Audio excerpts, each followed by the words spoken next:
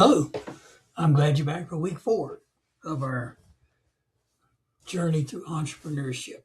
One thing I do want to make clear is many of you are interested in becoming an entrepreneur and starting your own business, or you have some great idea that you want to follow through on, and that's good. Others of you are not so inclined. You're taking this course for other reasons, maybe for credit, or for whatever reasons you're taking the credit course for. I want you to understand that even if you're not planning on becoming an entrepreneur, this course will help walk you through the process of what it takes to be an entrepreneur. So it's very valuable, especially if you're majoring in business or some career that has to do with business, so that you can see and understand the steps that have to be gone through to be successful in this endeavor. Many of you may just simply go to work for an entrepreneur, and hopefully you will have a newfound respect for the kind of person it takes to do that. And from there, you'll be able to have a better understanding of him. But this week, we're going to get into the nitty-gritty of opening your own business, whether it's big or small.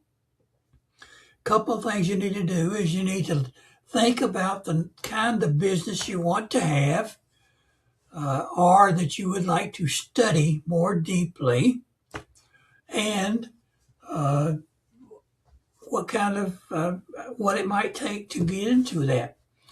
So you're going to choose 3 or 4 businesses this week and give each one of them some thought. And then you're going to present them into discussion.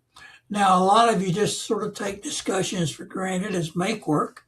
In this course, there are specific and good and logical reasons why you should pay attention to the discussions. In particular, if you're thinking about opening your own business or have interest later on in doing that, you might want to use the students in this class as a sounding board for what sounds good and what might work and what might not work.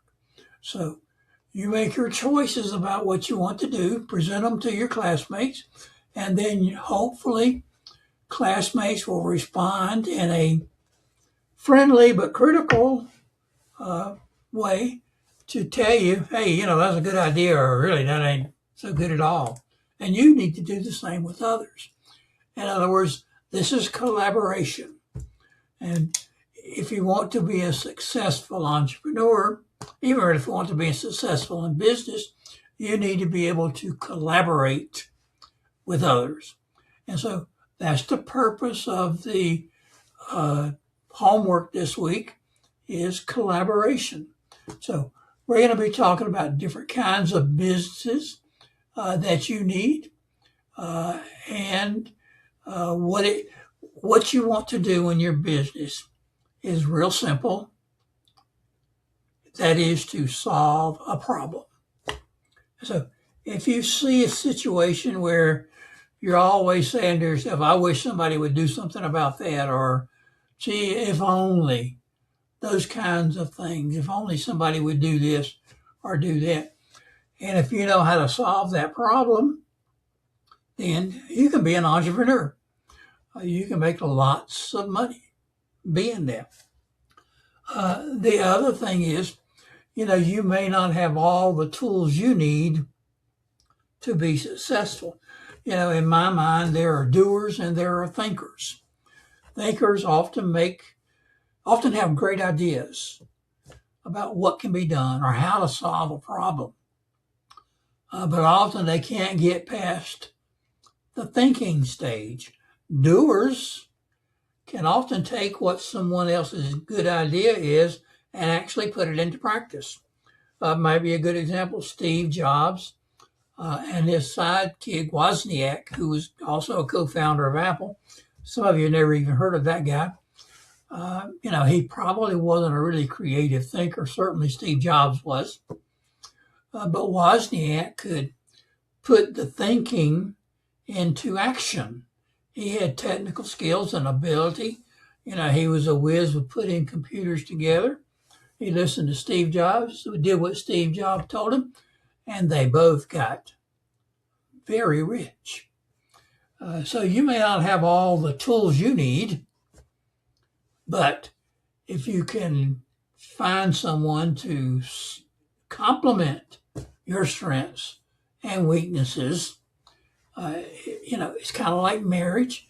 A marriage is meant to be a situation where one person complements the other person on strengths and weaknesses.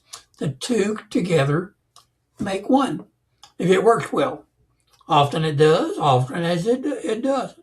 Anyway, that's the purpose of this chapter, is to get your creative juices flowing and to start thinking about what you can do to have your own business or to study what it might take to have your own business.